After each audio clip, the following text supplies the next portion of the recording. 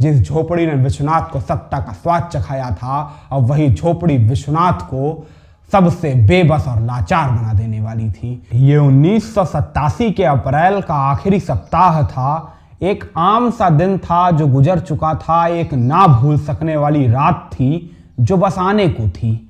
अरावली की सुनसान पहाड़ियों के बीच पगडंडी पर एक मारुति ओमनी सरपट भागी चली जा रही थी। गोधुली की बेला थी। अचानक मारुति पगडंडी से नीचे खेतों में उतर जाती है। कुछ दूर जाने के बाद ठहर जाती है। मारुति का दरवाजा खिसकता है। एक शख्स मारुति से बाहर आता है और दूर दूर तक फैले बीहड़ों और खेतों को निहारने लगता है। अचानक से मारुति की ओर दौड़ते भागते हुए एक शख्स नजर आता है। चंद मिनटों के भीतर मारुति की हेडलाइट के उजाले में ये दोनों शख्स एक दूसरे से मुखातिब होते हैं और फिर झुरमुटों के बीच कहीं दूर बनी एक झोपड़ी के भीतर चले जाते हैं। यह हिंदुस्तान की सियासत में उस झोपड़ी का पदार्पण था जो आने वाले वक्त में देश के तीन प्रधानमंत्रियों को सत्ता के सिंहासन से उतार सीधा सड़क पर ला देने वाली थी। मगर अभी तो उस झोपड़ी में ये दोनों शख्स कुछ बातें कर रहे थे। अंदर गए हुए तकरीबन 2 घंटों से ज्यादा का वक्त बीत चुका था। अचानक झोपड़ी का किवाड़ खुलता है।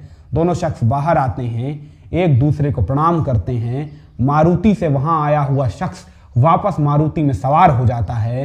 ये कोई और नहीं, विश्वनाथ प्रताप सिंह थे, जो इसी अप्रैल महीने की 12 तारीख को बोफोर्स विवाद मामले के चलते राजीव गांधी के साथ लंबी तनातनी के बाद अपने रक्षा मंत्री के पद से इस्तीफा दे राजीव की सरकार से बाहर आए थे और इस झोपड़ी में आने के पहले सियासत से संन्यास का मन बना चुके थे। यूं तो विश्वनाथ इस झोपड़ी में आए खाली हाथ थे, मगर इस झोपड़ी से जा रहे थे 2 नायाब तोहफों के साथ। पहला, आंखों में राजीव को पटखनी देने का ख्वाब और दूसरा, जहन में राजीव को हराने की तरकीब। और इन 2 तोहफों के सहारे आने वाले 2 बरस में विश्वनाथ प्रताप सिंह ने देश की सियासत में राजीव गांधी के खिलाफ बोफोर्स में दलाली और स्विस बैंक में काले धन को लेकर वो चक्रवात पैदा किया जिसने देश के सबसे ताकतवर सियासी खानदान के मुखिया की जड़ें हिला दी। राजीव गांधी 1989 के लोकसभा चुनाव में चारों खाने चित्त हो जाते हैं। हाथों से सत्ता रेत की तरह फिसल जाती है और ऐसी फिसलती है कि जिंदगी में दोबारा सत्ता का स्वाद चखने का अवसर नहीं मिलता है। और राजीव को हमेशा हमेशा के लिए सत्ता से बेदखल करने वाली इस पटकथा का आधार वही झोपड़ी बनी थी। फिर आती है तारीख 2 दिसंबर 1989। वाम दलों के 52 सांसद और भारतीय जनता पार्टी के 85 सांसदों के समर्थन के सहारे विश्वनाथ प्रताप सिंह की सरकार बनती है। वीपी सिंह देश के प्रधानमंत्री बनते हैं। सरकार चलने लगती है। वीपी सिंह एक के बाद एक ताबड़तोड़ फैसलों के चलते देश में महानायक घोषित किए जा रहे थे। मगर तभी तारीख आती है 25 सितंबर 1990। बिहार के समस्तीपुर में राम रथ पर सवार लाल कृष्ण आडवाणी को गिरफ्तार कर लिया जाता है, जिसके बाद विरोध स्वरूप भारतीय जनता पार्टी वीपी सिंह की सरकार से अपना समर्थन वापस लेती है। वीपी सिंह की सरकार गिर जाती है, मगर गिरी सरकार थी, वीपी सिंह का कद नहीं। वीपी सिंह आज भी हिंदुस्तान की सियासत में सबसे बड़ा रसूख रखते थे और आने वाले चुनाव में दोबारा वीपी की सत्ता में वापसी सुनिश्चित समझी जा रही थी। मगर तभी विश्वनाथ की कुंडली में उसी झोपड़ी का काल चक्र प्रारंभ हुआ जिस झोपड़ी ने विश्वनाथ को सत्ता का स्वाद चखाया था।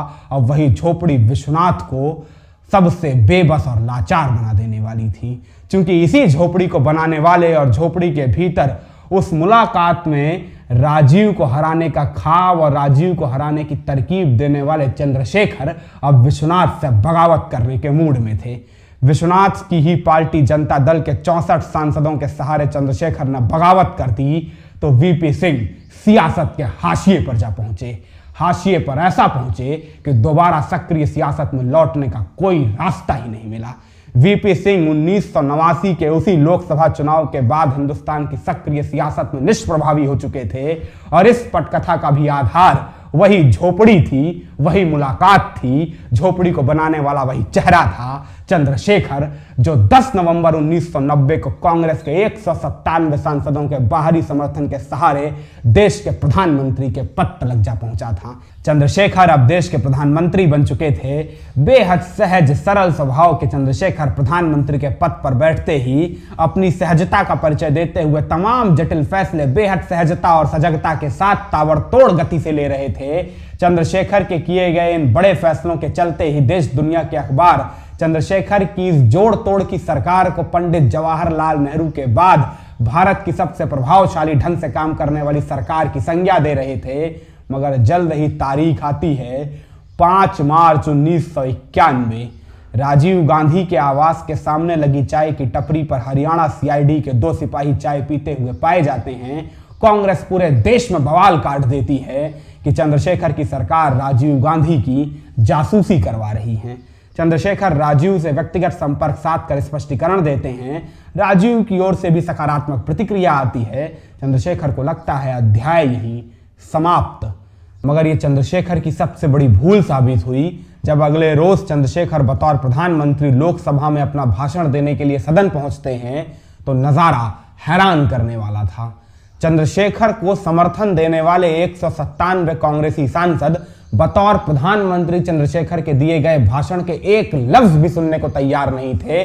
प्रधानमंत्री के भाषण के सामने वॉकआउट कर सदन के बाहर जा रहे थे, सदन का बहिष्कार कर रहे थे। चंद्रशेखर को यह प्रधानमंत्री की गरिमा के साथ मखौल उड़ाने से का व्यवहार लगा और यह चंद्रशेखर के नैतिक मूल्यों के लिए नागवार था।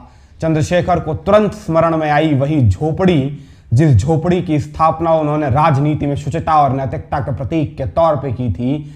उसी रोज चंद्रशेखर ने लोकसभा के अपने उसी भाषण के दौरान प्रधानमंत्री पद से इस्तीफा दे दिया। कांग्रेस सन्न रह गई। राजीव गांधी के पैरों के नीचे से जमीन निकल गई। किसी को इल्हाम तलक नहीं था कोई राजनेता प्रधानमंत्री के पद से इस कदर इतनी आसानी से इस्तीफा दे सकता है। फैसला नैतिकता से परिपूर्ण अवश्य था, मगर आने वाले दिनों में इसी फैसले के चलते चंद्रशेखर का सियासी सूर्य हिंदुस्तान के सियासी फलक से हमेशा हमेशा के लिए निस्तेज हो गया। ये 4 बरस, 3 प्रधानमंत्री, 2 चुनाव और 1 झोपड़ी का किस्सा था। मुझे लगा आपके साथ साझा करना चाहिए। अब रही बात वो झोपड़ी कहाँ है, चंद्रशेखर ने उसकी स्थापना कब की थी, क्यों की थी, वगैरह वगैरह वगैरह, तो उस झोपड़ी का इतिहास 20 सेकंड में समझ लीजिए। साल 1983 में चंद्रशेखर ने पेयजल के संकट को लेकर कन्याकुमारी से लेकर दिल्ली तक इंदिरा सरकार के खिलाफ ऐतिहासिक 4200 किलोमीटर लंबी पदयात्रा निकाली थी और अपनी इसी पदयात्रा के समापन पर दिल्ली से सटे गुड़गांव से 14 किलोमीटर दूर अरावली पर्वतमाला की गोद में बसे एक सुरम्य प्राकृतिक अरण्य को चंद्रशेखर ने एक आश्रम के तौर पर बतौर भारत यात्रा केंद्र तब्दील कराया था और इसी आश्रम को चंद्रशेखर की भोंडसी वाली कुटिया के नाम से जाना जाता था। इस कथानक में जहां जहां झोपड़ी शब्द का जिक्र आया है, आशय चंद्रशेखर की इसी भोंडसी वाली कुटिया से है।